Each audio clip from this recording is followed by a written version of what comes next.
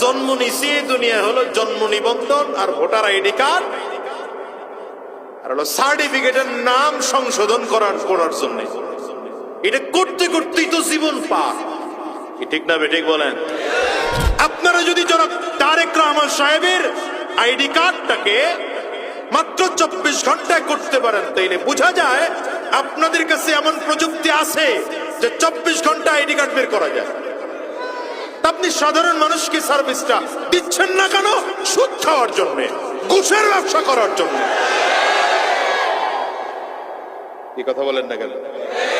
এই জন্য আমি বলবো, আগামীতে কারা ক্ষমতায় যাবেন জানি না, যারাই যাবেন আল্লাহ যাদেরকে ক্ষমতায় নিবে, সরকারি চাকরিজীবীগুলোর মধ্যে যেগুলো সুদখোর আছে, যেগুলো ঘুষখোর আছে, প্রত্যেকটাকে শাস্তির আওতায় নিয়ে আসেন।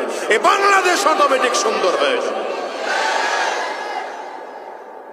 আমার দেশের হাজারো মানুষকে আমি দেখেছি শুধুমাত্র আইডি কার্ড ঠিক করার জন্য 100 দিন দৌড়ায়, কাজ হয় না। জন্ম নিবন্ধন ঠিক করার জন্য দৌড়ায়।